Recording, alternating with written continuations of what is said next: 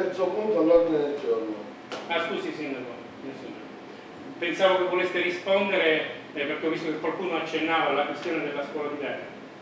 L'ha sollevato la questione relativamente alla scuola di Vene. Per quanto riguarda la scuola statale è stata chiusa l'anno scorso il 14 di aprile nel mese di... Poi noi quest'anno ci siamo fatti carico, forse abbiamo distratto delle somme, siamo pronti a rispondere, per dire se abbiamo spostato qualche lavoratore lì per farlo operare, ci assumiamo le responsabilità, però con un accordo con il dirigente scolastico siamo riusciti per quest'anno a mantenere la scuola elementare a bene. Per quest'altro anno purtroppo, considerato quelli che sono i tagli ulteriori, non sarà possibile quindi mantenere neanche il pluriclasse. Relativamente alla scuola materna, ad oggi è chiusa, noi ci siamo già attivati, abbiamo fatto richiesta alla provincia se ci dà un contributo per aprire una scuola comunale dal punto di vista della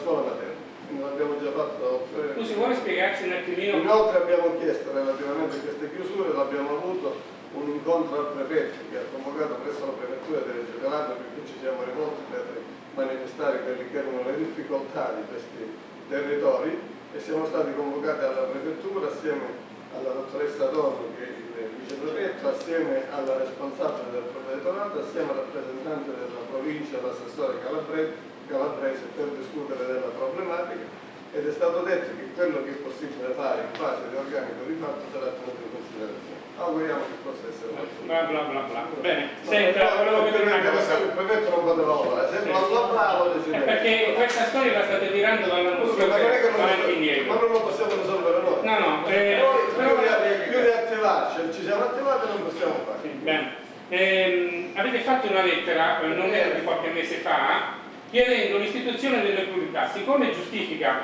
questa forte contraddizione rispetto a quello che poc'anzi lei ha detto sulla pluriclasse? Il dirigente scolastico ha detto che non vuole le pluriclasse secondo la normativa vigente e non ha fatto le pluriclasse. No, dico, come mai avete fatto una richiesta di istituzione di pluriclasse un mese fa, quando sapevate che questo non era possibile per legge?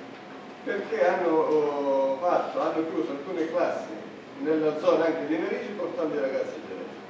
Da un incontro che abbiamo fatto con i cittadini hanno dato la loro le dico che non vengo soddisfatto ovviamente della risposta che mi dà, non è un'interrogazione, non è un'interpellanza, però certo non è all'ordine del giorno, ma comunque prendiamo un po' di questa risposta. Ma per dire che questa amministrazione non sta a guardare, produce atti e si impegna quotidianamente, al contrario di quello che dite voi, con atti che ci sono